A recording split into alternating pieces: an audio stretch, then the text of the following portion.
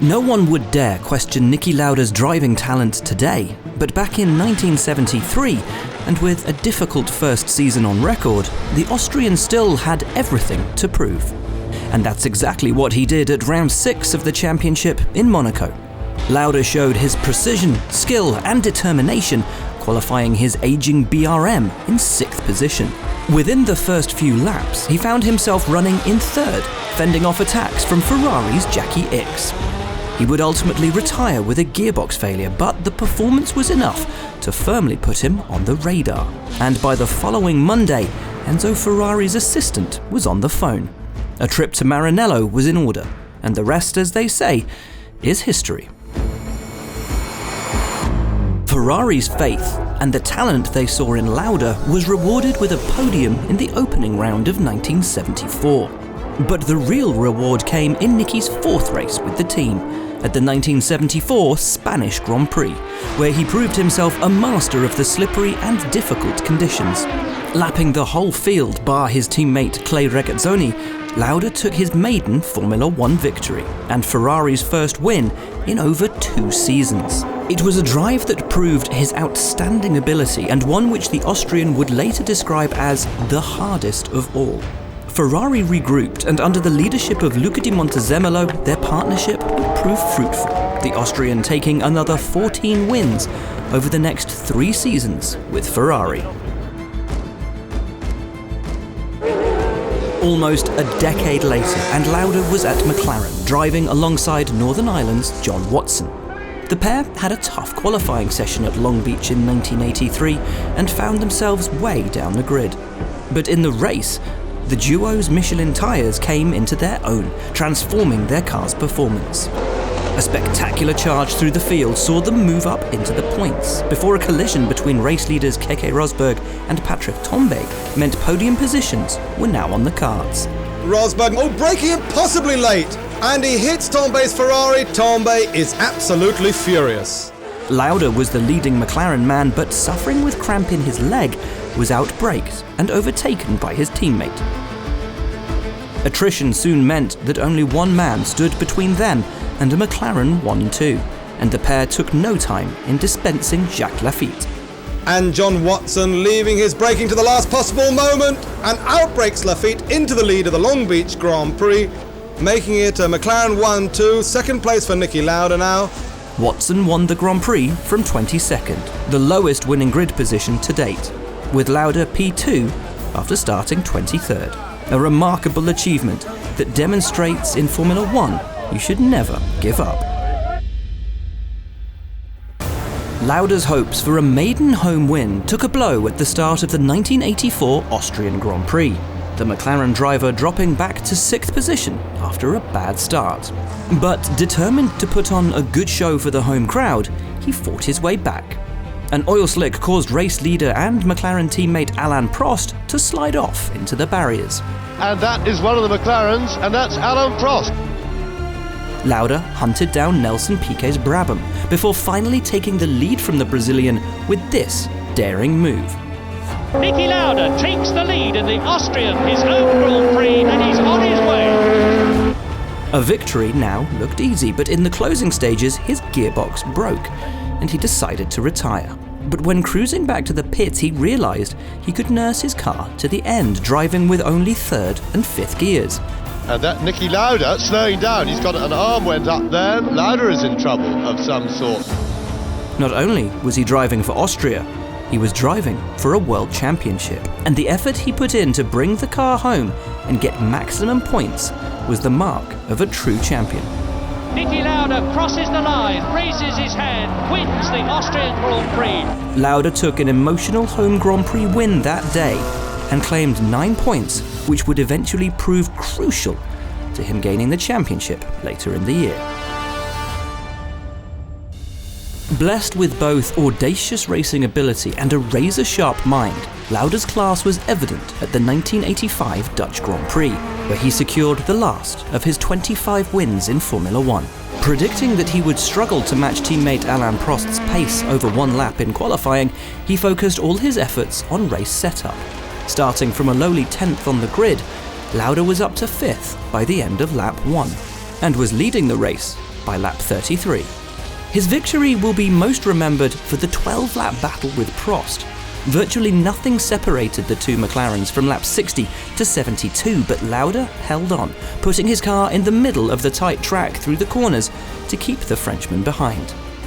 They crossed the line with just 0.232 seconds between them, but the Austrian had done enough to take victory. Proof, if needed, that points in Formula One are won on the Sunday. Tiny margins between Lauda and Prost were nothing new, and the 1984 season finale in Portugal witnessed a similarly tight battle. Lauda needed at least a second-place finish to take a third world title, but a run of bad luck in practice had left the Austrian starting the race down in 11th position. Meanwhile, rival Prost started second, and for everyone watching, the championship seemed a foregone conclusion in the Frenchman's favour. Lauda spent the start of the race bogged down in the midfield, before eventually finding his rhythm and beginning a brilliant charge to battle his way up to third place. Niki Lauda trying to get up ahead and into the points, and to preserve his chance of getting the World Championship. There he is. Niki Lauda passing Johansson, and now Alboreto, and Lauda had taken Alboreto. He's got the line, and yes indeed, Lauda is up into third place, only man between him and his teammate Prost. A late spin for Lotus's Nigel Mansell gave Lauda the second position he needed, and while Prost won the race, Lauda won the title by just half a point, the smallest winning margin in history.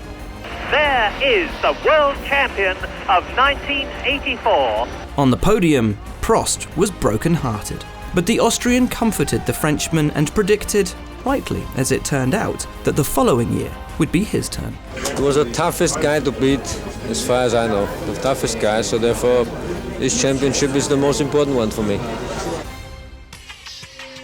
One of the greatest pole position laps of all time took place in the Eifel Mountains on the 2nd of August 1975. Driving a Ferrari 312T, Niki Lauda recorded Formula One's first sub-7-minute tour of the infamous 22.8-kilometre Nürburgring Nordschleife. Just 12 months before his fiery, life-threatening crash at the same venue, the Austrian made history by completing the daunting 172-corner lap in an incredible 6 minutes, 58.6 seconds. He would go on to lead the race until a puncture and damaged spoiler forced him to pit. But ever one to continue fighting, Lauda managed to recover and claim a podium finish.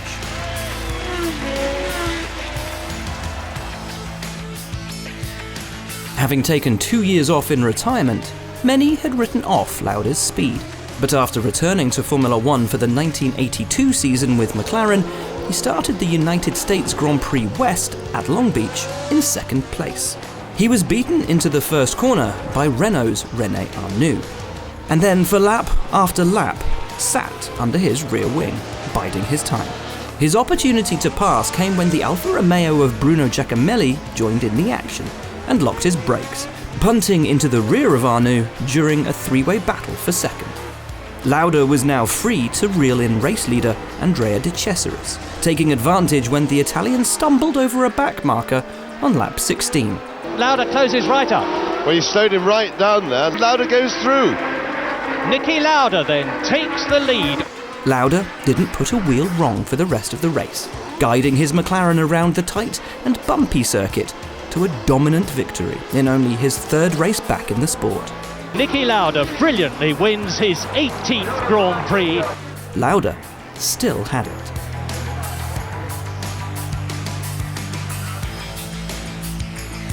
Consistency and wily calculation would bring Niki Lauda his second Formula One World Championship in 1977. His Ferrari was far from the fastest car in the field, but Lauda used all his experience and tenacity to ensure he gained as many points as possible at each race. He, more than anyone, knew that a championship is a marathon and not a sprint. A controlled performance in Germany at the Hockenheimring just 1 year on from a near-fatal crash at the Nürburgring taking the lead from teammate Jody Scheckter on lap 13 and sailing off into the distance to stamp his authority with a peerless display of high-speed driving. The win gave him more victories than any previous Ferrari driver in history, and he would go on to outscore Scheckter by 17 points and win the title with 2 races to spare.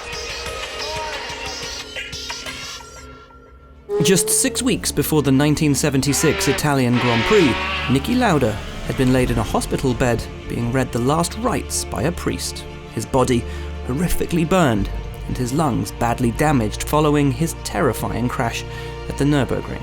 But here he was, against all medical advice, climbing into his Ferrari once more, preparing to race, blood from his wounds still staining the inside of his helmet. The ultimate competitor, Lauda knew his championship lead had been cut to just 2 points in his absence, which was the only motivation he needed to get back as quickly as possible.